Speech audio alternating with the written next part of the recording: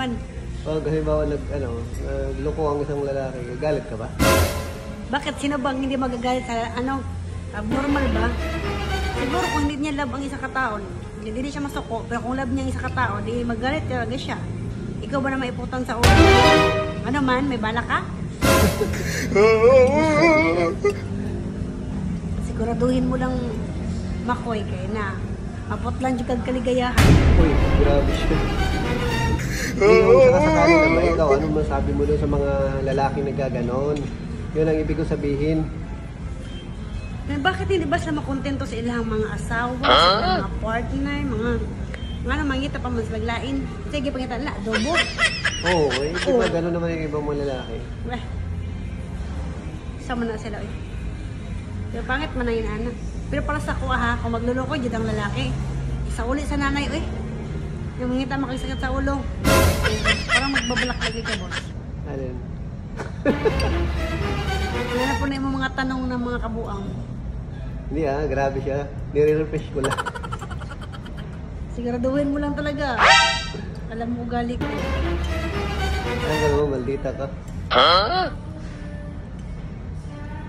Ay, ano dito ka? Karatihon dito ka. Ano ba gagawin mo pag magloko yung lalaki? Karatihon ako. May iba din kasi mga babaeng mga igat. Oo. Kabalo sila na yung mga partner, ilang mga lalaki na nanguyab sila. Ilang mong sugton. Eh, malamang baka marunong magtago yung lalaki. Nah. Hindi niya alam yung ano. Kahit na mga babae karon bigaon. Ouch! Dili pa sa una ba na may delikadisa, mga babae karon mga igat. Igat kayo. Hindi meron ding mga lalaki rin kasi marunong magtago eh. Hindi Yung siyempre, hindi mo na sila na ngayon, lagi unang lalaki single. Tapos pag mamot-mutan ng babae, may asawa sila.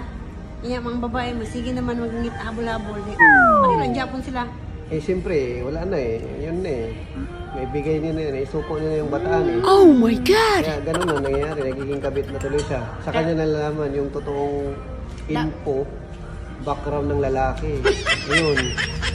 Diba? May mga ganun kasi. Hindi, dapat kasi kilatisin din kayo bago ka maghasmag. Pero, siyempre, sa tingin mo, number 1 na rules ng lalaki, magpapahuli ba yan? Siyempre, hindi mahuli yan. Ano ka ba? Magaling yung mga lalaki pagdating sa ganyan. Yes! Lalo na pag Medyo certified. yung mga babaeng humukok ilong, bika ka dayon. Grabe, parang may galit ka sa mga babaeng gano'n.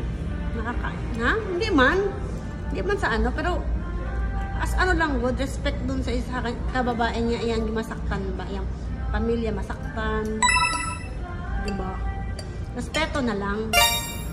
Kay kapwa man niya babae iyang masakitan. Diba? May ibang babae mga kailangang kaligayahan lang ginatuman. Pero pag halimbawa nawa na. Ang libog lang inanggi pa, lagi pa